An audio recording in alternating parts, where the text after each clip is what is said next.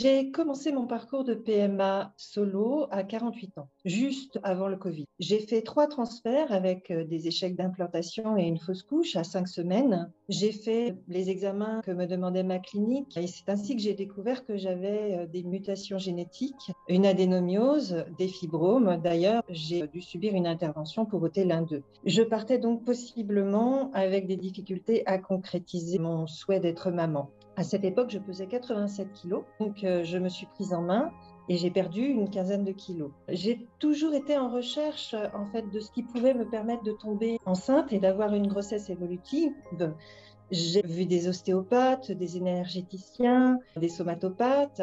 Et puis, je suis tombée sur des vidéos YouTube de Fertiline, de Virginie et d'Adva. Mais je ne pensais pas acheter l'un des programmes parce que je pensais que ça ne correspondait pas à ma situation. Et puis, j'ai vu qu'elle proposait un accompagnement et c'est là que je me suis décidée en fait. Dans mon parcours, j'ai dû faire du nomadisme médical parce que clairement, mon âge était problématique. J'ai eu droit à beaucoup de réflexions et des tentatives de découragement, mais mon désir d'être maman en fait était plus fort que tout ça et j'ai tenu bon. Mais je le dis souvent, en fait, on peut être quelqu'un de fort et avoir besoin que quelqu'un nous tienne la main. Donc, dans mon plan de bataille, j'ai intégré l'accompagnement proposé, My Baby 12. Donc, j'ai eu rapidement confiance parce que j'ai pu déposer petit à petit mon armure de guerrière grâce à ma thérapeute qui me rassurait et répondait à tous mes questionnements. En lisant mon rapport personnel, après avoir répondu au questionnaire, je me suis rendu compte que manger sainement, c'était pas manger fertile. Que en prenant des compléments qui étaient conseillés de ci, de là, c'était pas forcément une bonne idée. Avec Fertiline, tout est ciblé pour que ça corresponde à ta situation. J'étais perdue au début dans toutes les recommandations, alors je les ai pris une par une. J'ai d'abord commencé par l'alimentation que j'ai suivie strictement. Je suis tombée enceinte à mon 2e transfert après 5 mois de programme Fertiline et j'ai pu ainsi bénéficier des programmes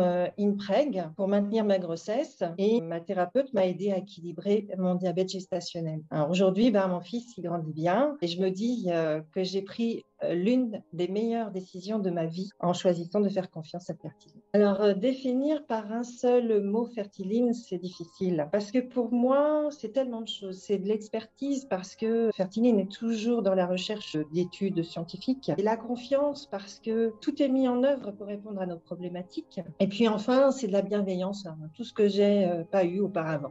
C'est pas parce qu'on est fort qu'on n'a pas besoin justement de l'aide de Fertiline. Il y a une expertise qu'on ne peut pas forcément avoir si ton désir d'enfant te prend vraiment aux tripes et que tu as des problématiques. Il ne faut pas hésiter. Fertiline est la solution. Moi, j'en connais pas d'autre.